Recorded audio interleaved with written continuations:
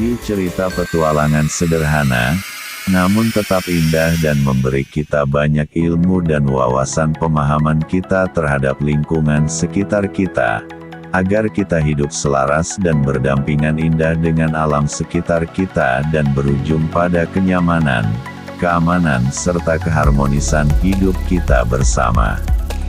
Dan rute perjalanan kita serta daerah yang sengaja kita datangi pun tak terlalu jauh dari tempat kita tinggal, bahkan mungkin sering kita lalui ketika kita beraktivitas, walau ternyata banyak bagian, tempat dan hal-hal sekitar itu yang baru kita ketahui, atau jadi objek pembelajaran kita, yang selama ini luput dari penglihatan.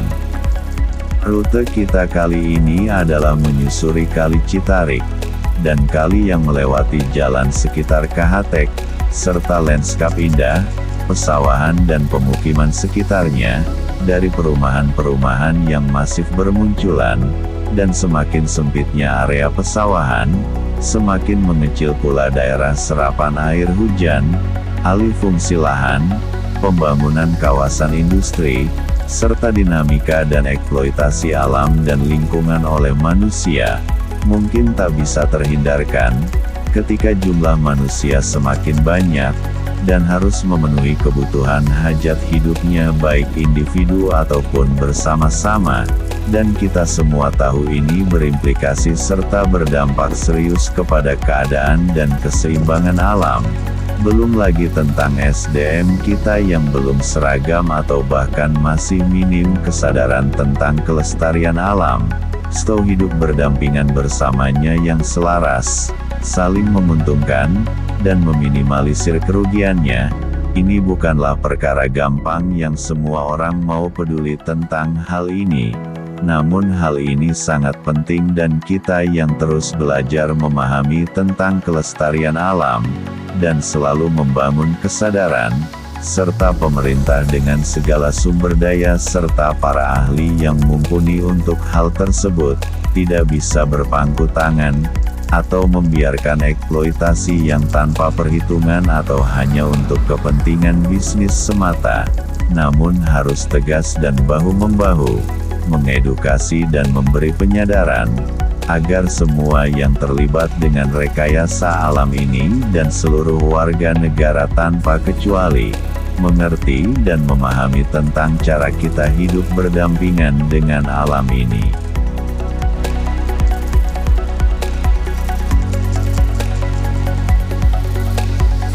Guys, kita terlalu sering mendengar jargon-jargon kata-kata dan kalimat kampanye tentang lingkungan, dari semenjak kita masuk TK semua tingkatan sekolah, sampai lingkungan tempat kita kerja dan lingkungan tempat kita tinggal, dari kalimat sederhana jagalah kebersihan, kebersihan sebagian dari iman, sampai kalimat yang rumit, ilmiah dan keren-keren.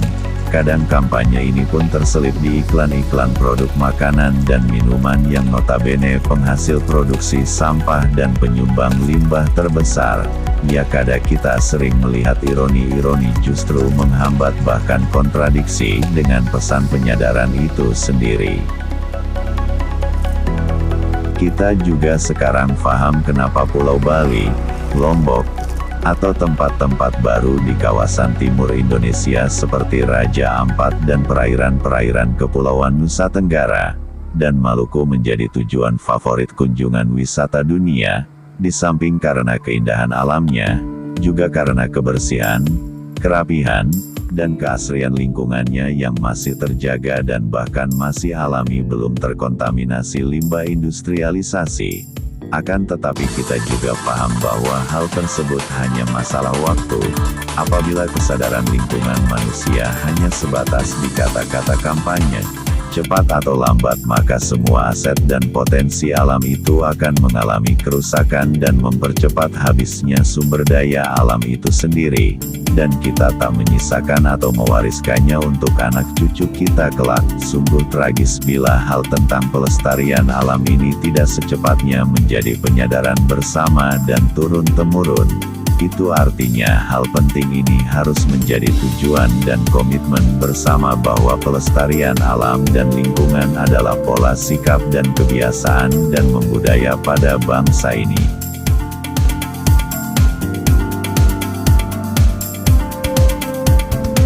Guys, tapi apa yang kita lihat hari ini? Kami berjalan menelusuri bantaran selokan-selokan kecil, dan sepanjang itu kami hanya melihat tumpukan plastik-plastik dan botol serta gelas plastik dan sampah-sampah yang terbawa aliran air. Kami pun berjalan menyusuri kali yang lebih besar lagi. Kami merasakan aroma bau tak sedap dari air yang mengalir serta pandangan yang tak sedap dengan warna air yang pekat dengan warna yang sangat tidak alami. Dengan mata telanjang pun, atau tak mesti pengetesan laboratorium klinik, kita langsung bisa menyimpulkan bahwa seluruh saluran air yang dulunya adalah saluran distribusi ke pesawahan yang lambat laun beralih fungsi menjadi saluran pembuangan limbah industri dan limbah pemukiman penduduk. Terutama dari pabrik tekstil adalah industri yang tak terlepas dari penggunaan bahan kimia berbahaya bagi kesehatan manusia dan kelestarian lingkungan.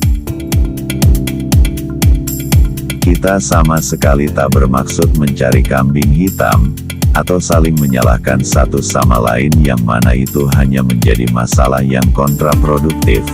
Tapi jauh di lubuk hati yang terdalam bahwa kita sepakat ingin menikmati dan mensyukuri keindahan, kelestarian lingkungan dan terus berdampingan dengan alam lingkungan sekitar kita, dan ingin terus-menerus dan terwariskan kepada anak cucu, tanpa terganggu kehadiran industri dan kemajuan teknologi secara umum yang tak bisa dihindari dan menjadi keniscayaan. Di titik inilah kita berdampingan duduk bersama mengakomodir semua kepentingan hidup kita bersama dengan jujur dan bertanggung jawab. Semua berhak menikmati alam dan semua berhak hidup damai. Tak ada satu pihak pun yang dirugikan dan takkan ada lagi persekongkolan jahat tentang pelanggaran terhadap aturan lingkungan yang disepakati bersama. Dengan ilmu pengetahuan, kejujuran dan tanggung jawab kita bersama, dan selalu kita tanamkan kebiasaan dan jadi sikap kita bersama dan turun-temurun pemahaman tentang cara menjaga kebersihan dan menjaga kelestarian lingkungan kita bersama.